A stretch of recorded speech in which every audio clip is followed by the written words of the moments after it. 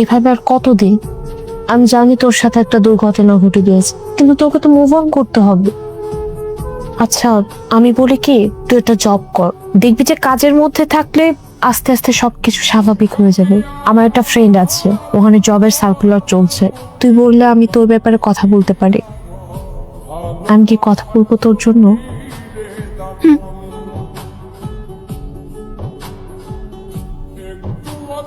Yes, হ্যাঁ আমি এখনই মিটিংটা ফিক্স করে দিচ্ছি। কত তারিখে লাগবে আপনার? ডিরেক্টলি স্যারের সাথে? ওকে, গুড নাইট। আজকাল তো আপনার পাত্তাই পাওয়া যাচ্ছে না একদম, সারাদিন অফিস করে এসে বাসায় অফিসের কাজ না। ঠিক আছে, যাই হোক, ভাল লাগছে তো জব করে। আচ্ছা, চা কফি কিছু খাবি? Coffee possible? তুই ফ্রেশ হয়ে আমি কফি নিয়ে আসি। Thank you so much. Please. ওকে।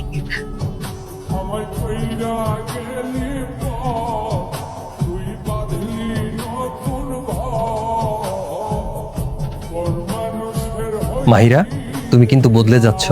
আচ্ছা, তুমি কি রায়ানের প্রেমে পড়েছো? না আবরার, আমি শুধু তোমাকেই ভালোবাসি।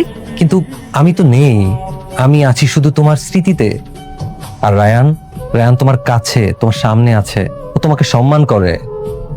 তুমি আমাকে একটা পরিবার দিয়েছো, আমার মতো একটা এতিমের হাত ধরে। তুমি তাকে তোমার বাড়িতে আশ্রয় দিয়েছো, যেখানে আমার মা বাবা বোন আছে। আমি তাদেরকে ফেলে তোমাকে ভুলে কি করে আরেকজনের হাত ধরবো বলো?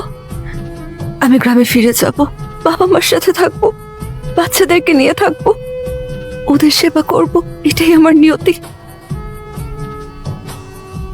আপনার ছেলে হয়তো আমার এই অতীতের কথা জানতোই না, জানলে আর যাই হোক আমাকে ভালোবাসতে পারতো না, অনেক আগেই চলে যেত।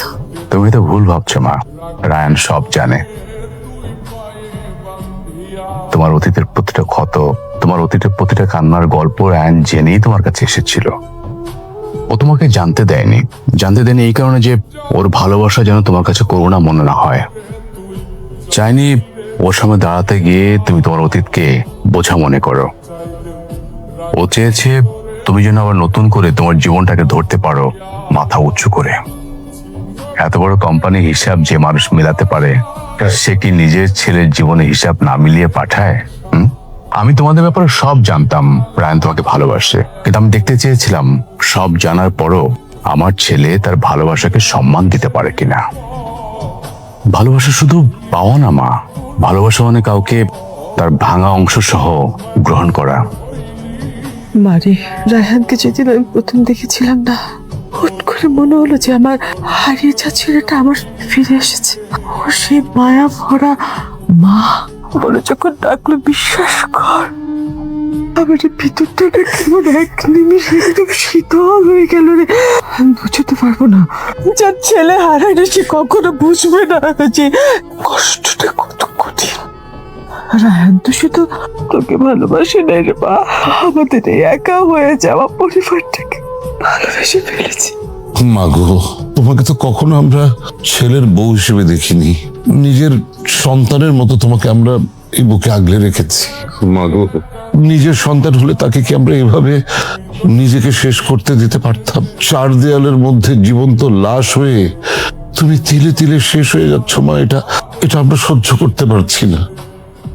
রায়ানের চোখে আমরা কোনো জেদ দেখিনি মা, বরং দেখেছি তোমাকে এই অন্ধকার থেকে আলোর পথে নিয়ে যাবার সেই তীব্র আকুলতা। মা তুমি যাও, রায়ান তোমার জন্য অপেক্ষা করছে, কোনো উত্তরে আশায় নয়, একটা প্রতীক্ষায়। যাও মা। আমি জানতাম না মেঘের আড়ালে এত সুন্দর রোদ লুকিয়ে থাকে। তোমার ভালোবাসা সেই রোদ যা আমার অন্ধকার আকাশকে রাঙিয়ে দিয়েছে।